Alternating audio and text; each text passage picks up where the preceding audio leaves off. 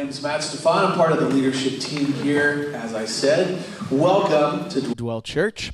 A couple of weeks ago, I said we were an 18-month-old church plant, but someone corrected me. We're like 20 months old here. So, exciting stuff here.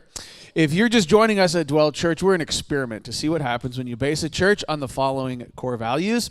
We want to be Jesus-centered, research-based, trauma-informed, diverse, affirming, and inclusive. And what we're finding out is lots of great people come to a church like that. I have been feeling so grateful for you all lately, and want to thank you for being a part of the Dwell Church journey. Together, we're on a quest to build a church where anyone can take a step closer to Jesus. So maybe you're just here for the first time, and maybe you came with a friend who dragged you here, and you're like, this is not my scene. You're just here for one time and one time only. That's okay. We hope that in this brief 45 minutes, you feel an invitation from Jesus' Spirit to take one step closer to Him. I'm grateful that you're here with us. If you are new, I fight this clicker every week. It's a tradition. We got to add it to the traditions. There we go. Nope, wrong way. If you're here, you already did the hard part of showing up to a 20-month-old church plant that's totally an experiment. The next very small step is to connect with us. This gets you on our newsletter. I only send out emails on Monday and Fridays. They're very brief. They're sometimes very amusing, and they're often very helpful. So you really have nothing to lose by connecting with us in this way. And if you are new, grab a Dwell Church mug before you go. We're gonna be out of them again soon. They go like hotcakes.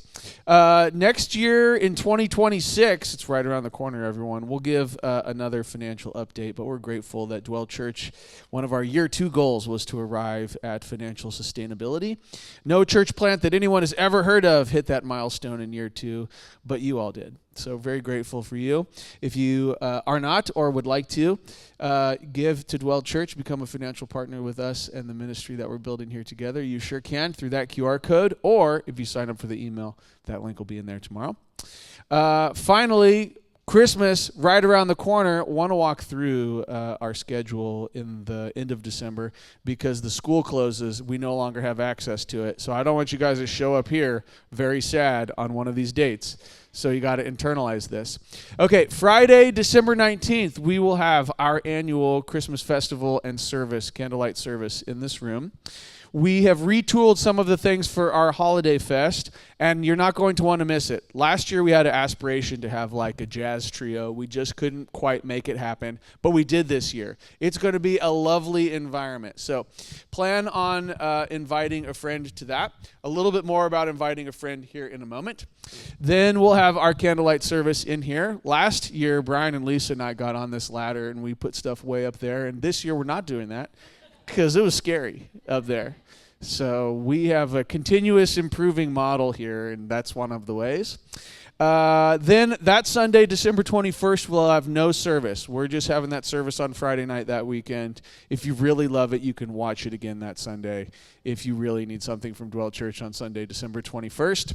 Then on the 28th, we'll provide a different at-home video experience. You don't have to get out of your PJs. You can just watch a 10-minute reflection on being made new and the possibility of new creation in the name of Jesus. Then, if you are really interested on the 28th, you could have some friends over in their pajamas, and you could drink some Christmas tea together, have some cookies, and then watch that video. But that's all we have on the 28th. Then on Sunday, January 24th, you're all invited into someone else's home. The 4th? Did I say the wrong date? I said the 24th. A lot of 20s in there. I got confused. Okay, January 4th, Dwell dinners. These are in people's homes. They're so lovely. One of the great joys for me is to sort of, I'm the link between a lot of people at Dwell Church. I know mostly everybody, and I might be the only person who gets the privilege of doing that. So it makes my heart happy when all the amazing people at Dwell get to know each other. Sunday, January 4th is a great opportunity for that. So that'll also be in the email tomorrow. You can sign up to either attend or host one of those dinners. They're really lovely. Now, 1 week from today, I'm going to ask you to do something, and that is to think of someone who you might invite to a Dwell Church Christmas event. We have something that we have unpacked together that we call evangelism trauma. Could be you have had the experience that I did growing up, that some person at your church made you tell someone else or ask someone else some question along the lines of, do you know where you're going when you die? Someone made me do that a lot. And it was a horrible experience for me. And I'm sure it was even worse for the person that I was talking to. I'm sure that was a miserable experience. And so I carry within my nervous system the bodily trauma of having to do that on a whole bunch of different occasions. There is, in our lifetimes, a yuck factor to the idea of inviting someone to church. But the solution is not to give up on that idea. The solution is to find a better way to do it. So we're on a journey together to find a way to invite someone into Jesus' presence that feels good on our end and on their end. I think part of what empowers us to do that, as we'll see in a moment, is a change in the way we understand Jesus' message. When I was growing up, the big message was, you going to heaven or you going to hell? Pick one. You have the opportunity right now to do that. But instead, Jesus' good news was so much better. It was so much grander. It was that his presence was available in a new way to us, and that we get the unique privilege of talking with Jesus every day if we want to. That has a different vibe to it. And so what we talked about over the last year or so is inviting people to church in a way that they feel thought of instead of judged. And so when we did this before, I thought of the person with the most problems in their life, and I invited them, right? No, I thought of someone that I loved, that it was able for me to just say, hey, I'm thinking about you, and if you'd like to come on Friday, December 19th, that'd be great. If not, that's okay too. So a week from today, I'm going to ask you in our service to do that. If you don't want to come next week, that's fine if you want to avoid that at all costs. Or we'll give you an out then, that when we all pull out our phones and text message a neighbor, do you want to come to this thing on December 19th? You can pull out your phone and just send yourself a little reminder to do it later if you're not ready to do it right there. I don't want you to feel pressure to do that at all. I want you to feel deep love for someone and maybe have a glimmer of a dream in your heart that if they knew Jesus, it would improve a lot of things about their life. And that's the spirit with which we're just going to invite some people to hear a jazz trio and have some Christmas churros and light some candles and see what God might do with that. So together we're on this journey to rediscover, to reimagine what it might be like to invite someone to church. So I hope that you can find a way to do it that feels good on your end and on their end. And it might take you 7 days to think of that way, so I'm giving you 7 days of a heads up. Great. What else do we got going on here? We are in a series called Better Than You Imagine. I've loved this series. I love thinking of part of the human vocation, what you're called to do as a human being, is to imagine a better future for yourself, for our world. That's part of the way that God created you. There's a sacred thing to sitting down and dreaming. And if nothing else, Dwell Church is for a bunch of people who are hopeless dreamers. So it's fun to sit down and imagine. Part of what we have imagined together is, what is God like? And we've had some really, I think, helpful terms. But one of the phrases that we keep circling back to is, it actually doesn't matter what kind of church we plant. It matters what kind of God that we believe in. Do we believe in a God who can meet us in satisfying ways in our deepest needs and aspirations for him? If we start to believe in that God, we're like just one click closer to believing or starting to understand who he really is. And in the first series of this, the first sermon of this series, Pastor Brian drew out some really great translation in the First Nations edition of the Bible, which we've talked about a lot this year, but they tend to translate the word glory as the word beautiful. And so we are drawn into God's presence by his beauty is an incredible concept. And one of the ways the Hebrew word could be translated that means beauty or glory is also refreshing, that there is something refreshing about God's presence. The patron saint of Dwell Church, Pete Holmes, the comedian, says it this way: when we are with God, it feels like we're spacious. We feel spacious, we feel liberated, we feel unburdened. Burden light, yoke easy.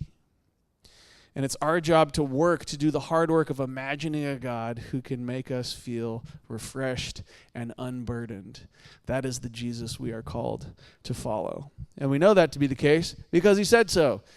Come to me, all you who are weary and burdened, and I will give you rest. Take my yoke upon you and learn from me, for I am gentle and humble in heart, and you will find rest. For my yoke is easy and my burden is light. part of the experiment of what Dwell Church is, why it feels so important to me on a personal but also as a professional level as someone who cheers on churches, is this fundamental theological shift from God who is mad at you towards God who wants to make you feel refreshed and unburdened. And of course, sometimes God gets mad at human beings. We'll talk about that a bit today too. One of the ways we talk about God being angry with us is we've talked about the way we're changing the translation of the word sin. There's a theologian at the seminary where I went to school who argued that a better English word than the word sin is the word misery, that we are causing ourselves and others misery. And so, of course, God is mad about that. When my kids fight, I get mad at them because they're making themselves miserable. And they're making me miserable too.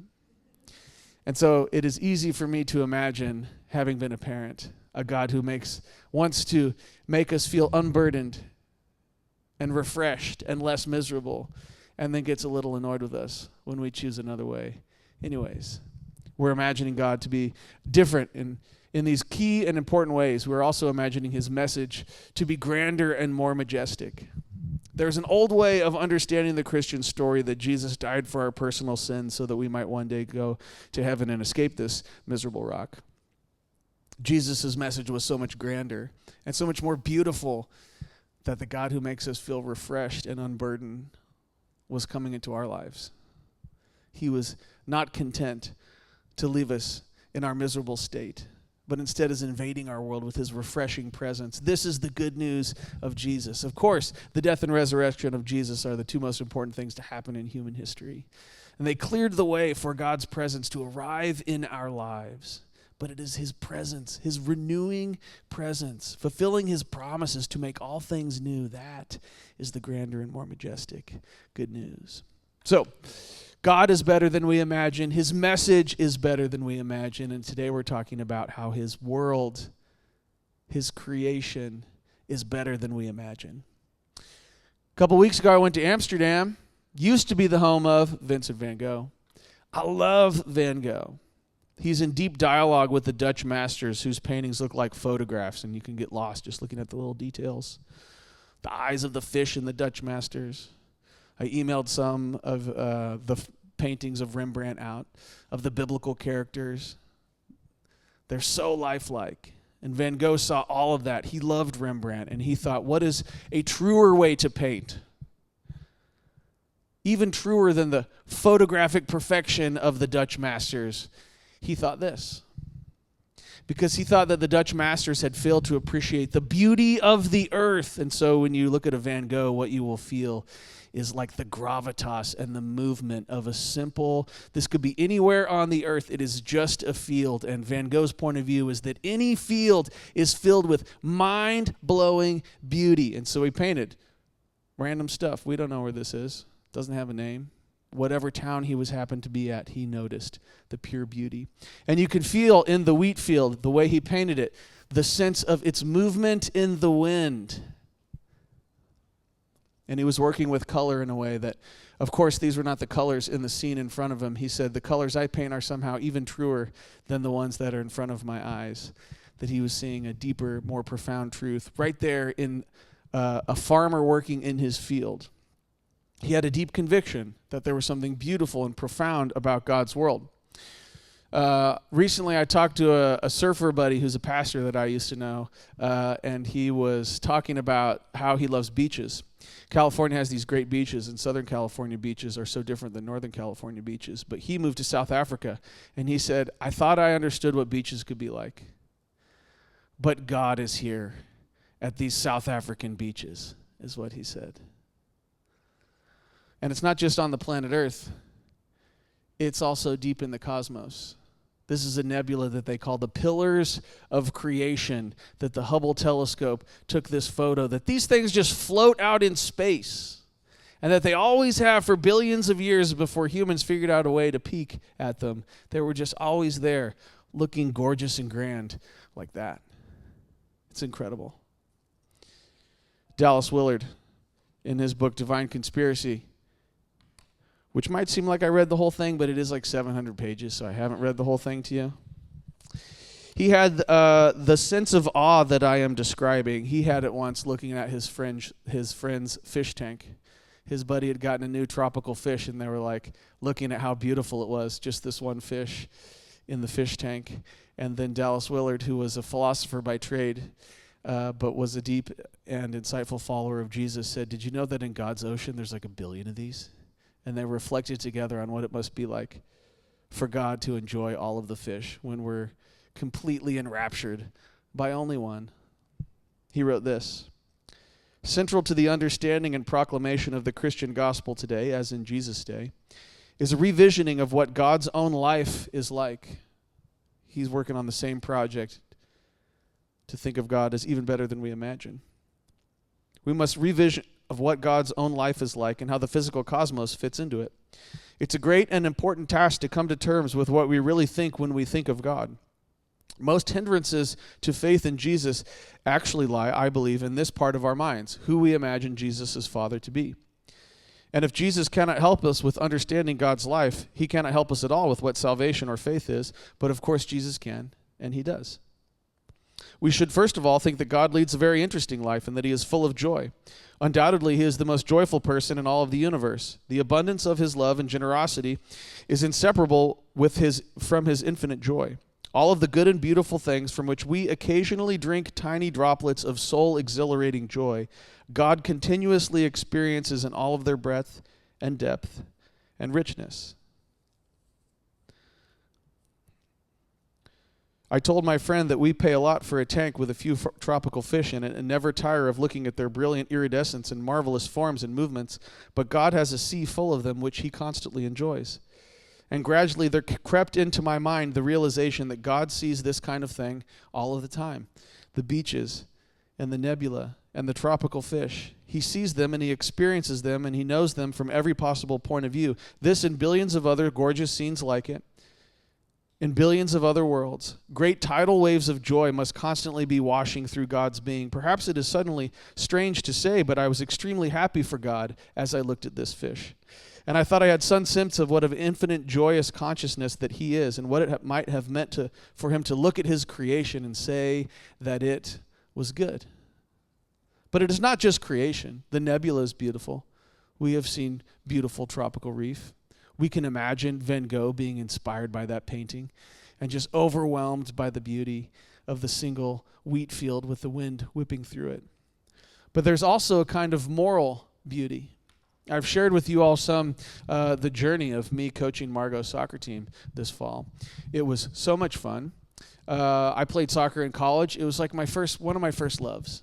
I fell in love with the sport. I just loved playing it. I was determined to not force it on my kids. I waited too long. Now Margot's 10. I should have started a long time ago because now she's in love with it too. And we made it to the championship game and we lost very painfully. Lots of people on our team cried. I was proud that I was not one of them. Did cross my mind. It has me rethinking my own soccer journey. And when I was in the 8th, 9th, and 10th grade, I was on this extremely competitive team. I was traveling all around. We won a bunch of trophies. It was so much fun. And I often look back on this time with a lot of confusion because my soccer coach was genuinely one of the worst people I had ever met. He was such a bully. I was terrified of this man. He owned a soccer store where he would sell the gear, but every person on our team only signed up because he had given us years of free gear. He had bribed all these kids to be on this team. And I remember even at the time being like, I don't think this guy knows very much about soccer, but he has assembled an enormous amount of soccer players onto this field. And we traveled all around.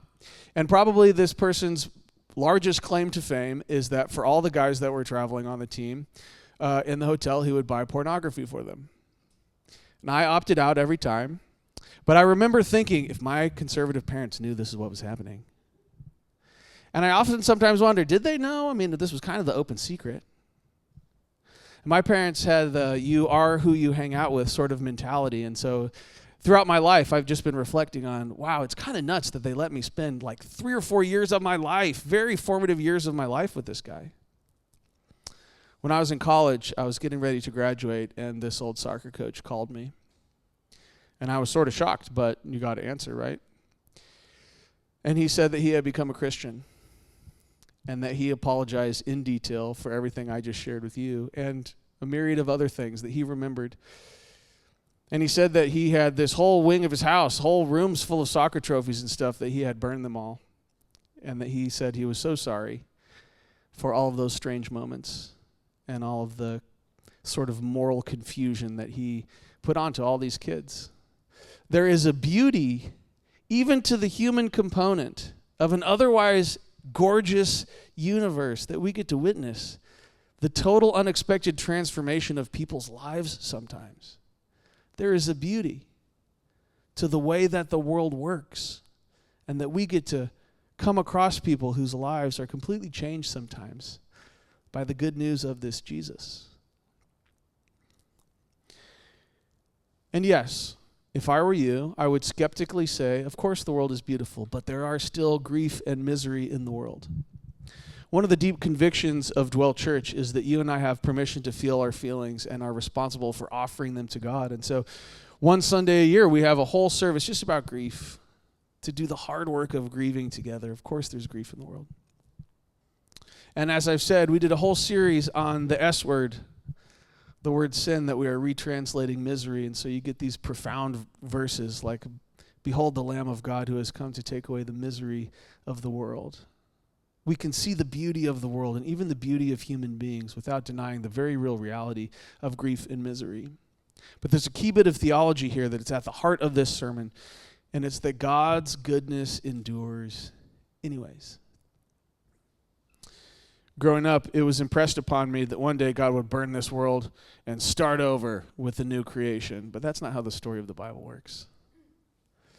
See, God's creation is so good that even though there are difficult things within it, the goodness endures. The goodness, it is the deep conviction of the Bible, is too important for God to let go of. And that's why he remains committed to the project of bringing the goodness into full fruition. It would be saying that the misery was stronger than God if we said that that was the defining trait of his creation. And so you can see people who don't treat the environment in ways we all wish that they did. It stems directly from a conviction that one day God will burn this all down anyways. But that violates the deep and fundamental goodness that he built into it, that you and I get to experience, that you and I get to see, that we get to witness, that we get to participate in, if we're willing to notice. And there's a reason for that goodness. This is Colossians chapter 1. This is, to me, just one of the quintessential Dwell Church Bible verses about what the world is. It says this about Jesus: "The Son is the image of the invisible God, the firstborn over all creation. For in him all things were created, all things in heaven and on earth, visible and invisible, whether thrones or powers or rulers or authorities. All things have been created through him and for him."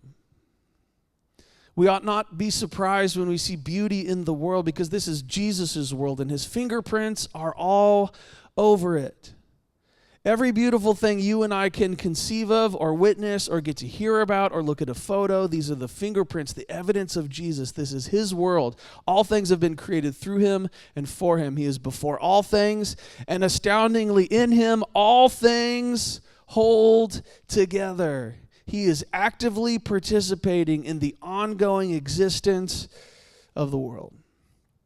And he is the head of the body, the church, the beginning and the firstborn from among the dead, so that in everything he might have supremacy. For God was pleased to have all of his fullness, full presence of God dwelling within Jesus. And this is the good news, that through him reconcile to himself all things. God is drawing all things into himself. Sometimes when we conceive of the good news as God's presence showing up into our lives, that's true, that's straight on. But a bigger, better view is God is drawing the whole world into himself. He is reconciling all things to himself by making peace through his blood shed on the cross. This is Jesus' world, or fingerprint. His fingerprints are all over it, and he is drawing it into his presence deeper and deeper. And you and I are a fundamental place where this is happening. So what is the spiritual value of believing that the world is good? There's a lot hinging on this. If you walk around thinking that the world is bad, you make a certain set of decisions. You tend to treat people with some distance, or at least suspicion. But what happens to you if you walk around thinking that the world might be a good place, that it is Jesus's and his fingerprints are on it? Two things. First, you understand the story better, that God intended creation as a dwelling place. Dallas Willard again. Okay, if you're tired of Dallas Willard, next week we'll start a series where we're taking a look at some writings by the feminist biblical scholar Amy Jill Levine, and then you'll be sick of her. So we're going to change. This is the last one. To Jesus' eyes, this is a God-bathed and God-permeated world. It is a world filled with a glorious reality. It is a world that is inconceivably beautiful and good because of God and because God is always in it.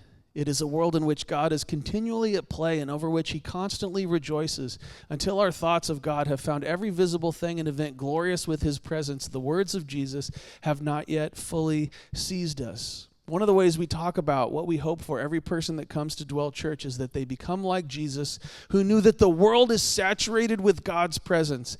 This is how we live out the good news, that every classroom and every shopping center and every car and every argument and every home, every room in your home, every home in your neighborhood is somehow filled with the presence of God if you can train your mind to find it. You understand the story that God created this place to be his dwelling place. And the other thing you get to see is that every good thing is a window.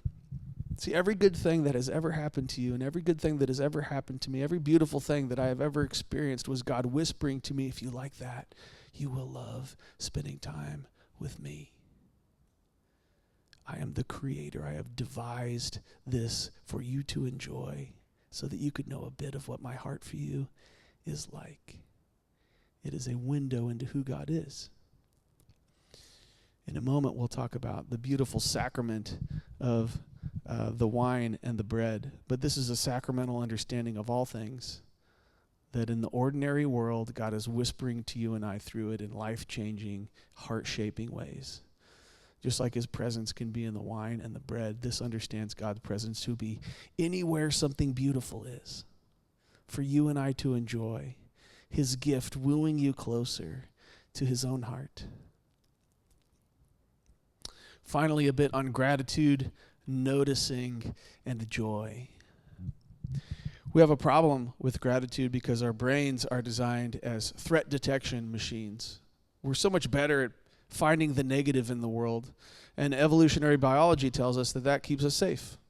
Your anxieties, your fears, they have a great important purpose in your life. They keep you from doing something stupid or being unprepared in an emergency. Conversely, what happens is we can live with a negative appraisal of everything. And probably like me, you've spent a lot of time worrying, a lot of time spiraling. God has invited us to transcend that helpful bit of our biology by noticing his fingerprints in the world. See, the window that all good things can be are a window into God's heart. It is an avenue into his presence, that just to notice something good and acknowledge it is a way of saying, God, I realize that you were here before me. You were here before me. And so there is a challenge of entering God's joyful life. Here it is. I've been saving this one for 20 months. This is one of my favorite all-time tweets. Check this one out. We can sometimes think of the life with Jesus as it's our job to manage our sins. And if we can reduce them, God will like us more. But it's actually the other way around. If we spend more time with Jesus, whatever is making us miserable becomes less alluring, less interesting. And so if we understand the story of the Bible that way, Rich Villodas, who's the pastor of the Emotionally Healthy Church, Emotionally Healthy Spirituality Church, penned this really challenging tweet. What if at the end of history, the question God asks of us is not whether we abstain from the sin? What if the main question is, did you enter into the joy that was available to you? Because if you're intent on finding the joy and the things to be grateful for, whatever is driving your misery will control you less. And so here on the week of Thanksgiving, the question to us is, can we notice? Can we notice the beauty in the world? It is better than we imagine. Tomorrow in our email, I will share with you my favorite thought experiment of how to enter into a habit of gratitude It's called the gratitude flow, and I just love it. I use it all the time because it connects me immediately into the story where Jesus' fingerprints are in the world, inviting me deeper into God's heart.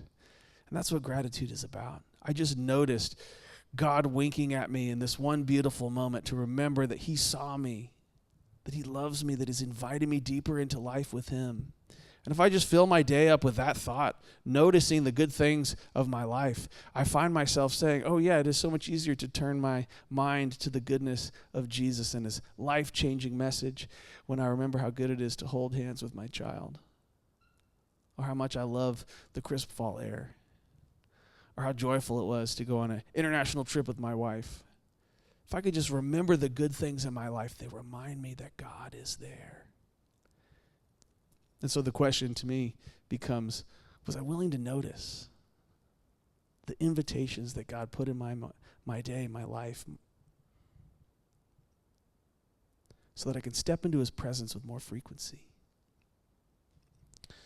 We're going to enjoy together the beautiful invitation of Jesus to his table. On the last night of his life, quite remarkably, instead of running in fear or penning some final words, what did Jesus do? He had a meal with his friends. And at that meal, he tried one final time to explain to them his work, his message. And as they dined together, he broke the bread and he said, "This is not only bread this evening, it is my body, broken for you." And as he poured the wine, he said to each one of them, "Tonight, this isn't only wine. It is my blood shared for a new relationship between humans and God, a new covenant." So I'd like Otzi and Ryan to come on up. They're going to serve communion to us tonight. And when we think about God being better than we imagine, his message being better than we imagine, and his world being better than we imagine, the question comes to us is, what will we do? How will we respond to his goodness? And so for you, maybe you've never done anything like this before, this is a moment where Jesus is inviting each one of us. Will you come and spend time with me? The symbolic meal is an entry point. It is a way of saying yes to God's invitation to you. So think for a moment, pray for a moment. And if you'd like to, say, "Jesus, yes, I would like to spend even more time. I would like to take one step deeper into life with you." That is how we respond, by enjoying the meal together. You could come and you could take the meal and you can take it back to your seat and you could say, "Jesus, I want to take one step closer to you."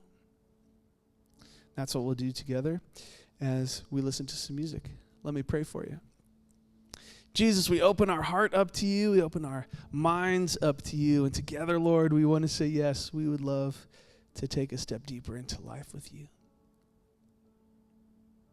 Thank you that as we have explored today, it is us who are hiding and it is you who are searching. So in this moment, Lord, may we become more findable.